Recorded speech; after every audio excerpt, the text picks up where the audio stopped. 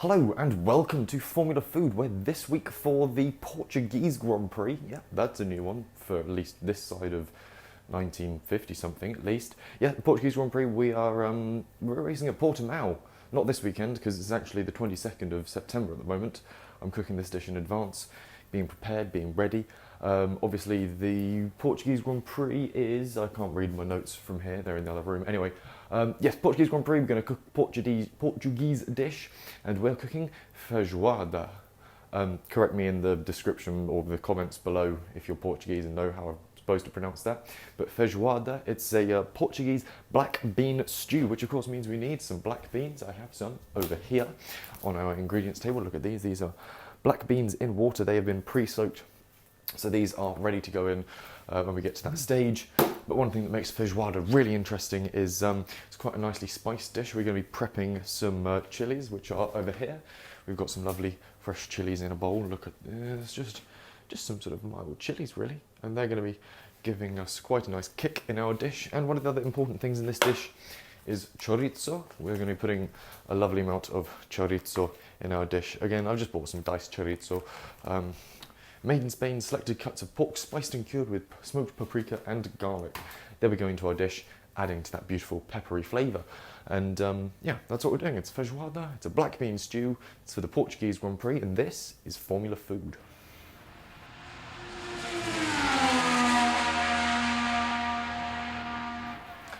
Because things are still quite chaotic, as things always seem to be with these videos, I've got some ingredient prep to do. So we'll cut to a time lapse.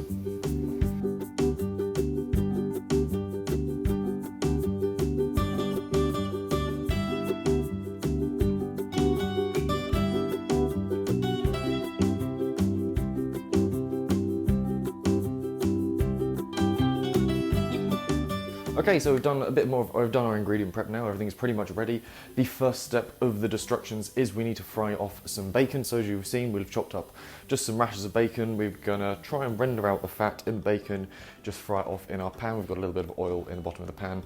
You're looking for one of these nice cast iron pans, something that really holds the heat in, and something that's oven proof, because it's going in the oven once we've done all the work on the hob. So bacon goes in.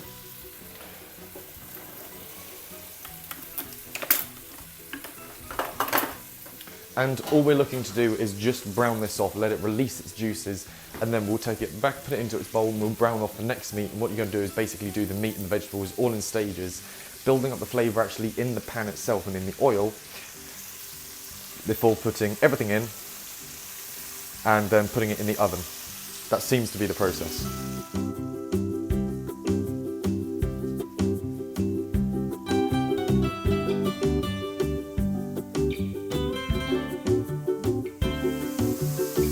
This is useless.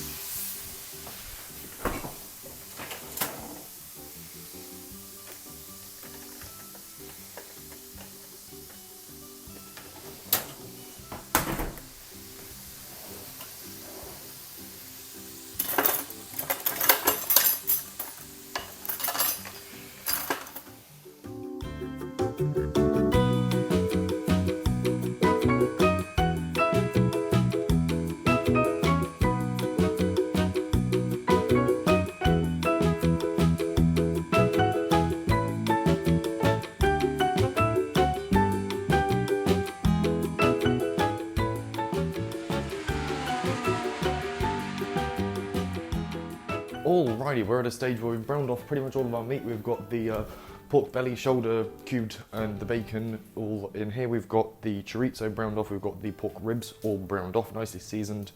A little bit of salt and pepper with each of them, a little bit of paprika here and there. That's left us with a lovely warm pan full of chorizo-y oil. There's a little twist of paprika in there, the salt and pepper, that's all in there. Wonderful and flavoursome. And that means we can impart some flavour too. We have our chopped onions. I'm adding in a yellow pepper, just chopped up, finely chopped, just to add in some more vegetables and some nutritional goodness, because we like nutritional goodness here on Formula Food. Nutritional goodness is good. And then we've also got 2 chopped chilies and a couple of minced cloves of garlic, and they're going to go in as well, just to impart some flavour and some pizzazz. We love pizzazz, yes. So that's all gone in. We'll just give it a quick stir. And immediately the onions are going to start picking up that lovely orange colour from the chorizo oil. If you need to at this stage, you can add in a bit more olive oil. If your sort of pan's running a bit dry, if your pork chops, your pork belly has taken up a bit too much of your oil. It doesn't matter, you can just add a bit more in. Otherwise, that's what we're looking for. We can turn the heat up, we'll gently render these vegetables. And what we're going to do is just going to fry the vegetables in here until they're just going soft. So to try and get them nice and soft, what we're actually going to do is we're going to... That's not chopped properly, hang on.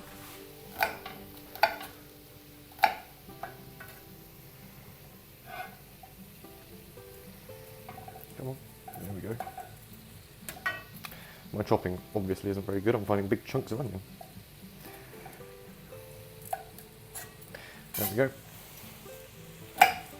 Much better. Anyway, where was I? That was it. Yes, we're going to fry these vegetables until they're soft. So just to help them along, we're going to just turn the wick up a little bit, and we're going to put the lid on our pan just to trap in that lovely flavour, all that colour, those lovely juices. So about 8 minutes just to fry these off.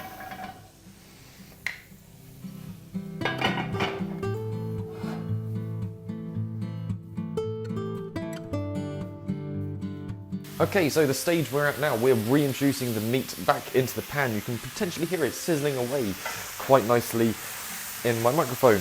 So we've already put in some of our pork shoulder, we've put in the chorizo, and we'll just mix that in nicely. We can start turning the heat down.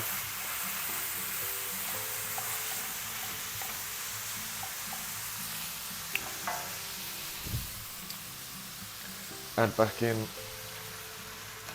this. Okay, we'll just pop that straight in the dishwasher. Take a nice look at my bottom on the camera while I'm facing away from the camera. Okay, mix in the meat. And what we're going to do at this stage, we're going to add a little bit more seasoning. Obviously we've already got some garlic and chilli in here. We're going to have the lovely paprika flavour coming in from the chorizo as well. We put a little bit on the pork belly as well, just to... I can't remember if I'm using pork belly or pork shoulder, I can't remember what I've got. But we put a little bit of paprika on there as well, just to help add in a bit of flavour. The last thing we need to add in is some chilies. You can just add in crushed chilies. I've got some fresh in there as well, so I'm not going to use too much of this, otherwise it's going to be quite spicy. Those go in. We also need to add in our bay leaves. We've just got some bay leaves here. I can't remember if I brought these for a different project or not. Anyway, some lovely bay leaves.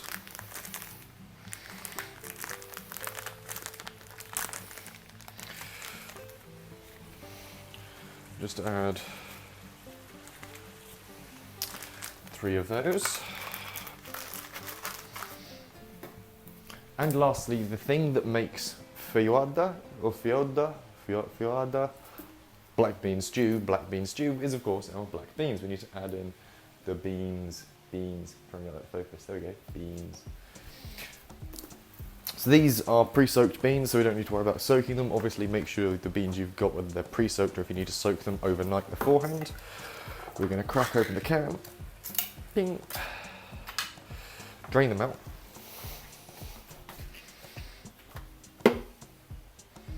I appreciate this bit won't be very interesting.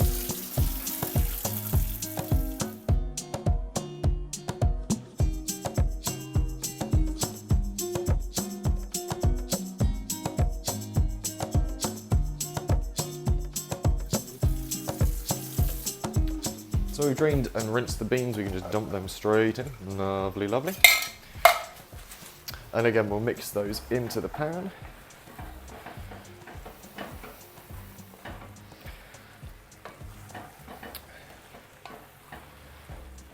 In they go. We've got to try and find room for our pork ribs as well. We're running out of space in the pot. So we'll see how this goes. So we've got our beans in, we've got our chilies in, we've got some paprika in, we've got our bay leaves in. It's just our pork ribs left to go back into the pot.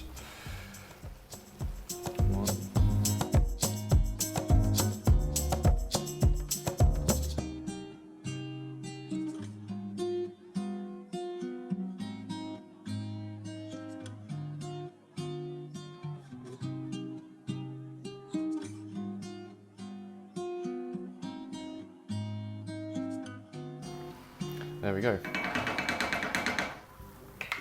Everything is now into the pan. It's very tight in there indeed, but there's a few little things we just still need to squeeze in reality. Because to make it a stew, we need just a little bit of a juicy base. I've got some leftover stock here. I'm just going to add a little bit of hot water to it. And we're just going to use that to just cover everything in the pot.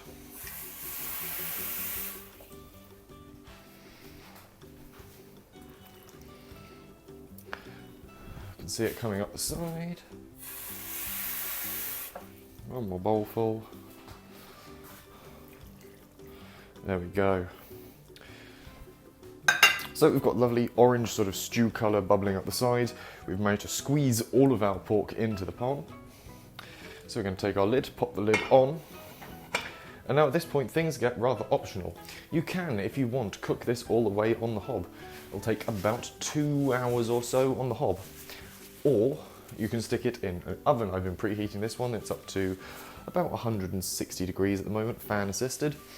And we're going to take the pot and simply put it in the oven. That way I don't have to worry about it. I can go and work on editing the video for the Russian Grand Prix, which you should probably go and watch after you've watched this, actually. It's going to be a very good video, even if it fails, sort of. Anyway, we're going to put ours in here. Alternatively, you've got a slow cooker. You can put it in a slow cooker. You'll want it on about high for about 6 hours. As usual, make sure the beans are cooked. Make sure the pork is hot all the way through as well. You're waiting for this pork to get sort of soft and tender, and the ribs should just fall off the bone. You can pressure cook it as well. I don't know a huge amount about pressure cooking, but you're going to want to do that in sort of half an hour's in batches, I suppose. But there we are, that's it. That's everything pretty much into the pan. Side dishes wise, you could do this with spicy potato wedges. We're going to just do ours with some nice rice. You're going to dress it with a little bit of coriander. There we go. Nice and easy. Feijoada, or feijoada, I can't remember how you say it. Nah. Portuguese black bean stew, that's what we've cooked.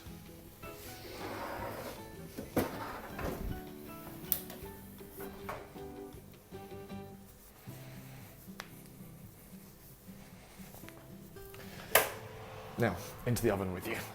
Ooh, heavy pot.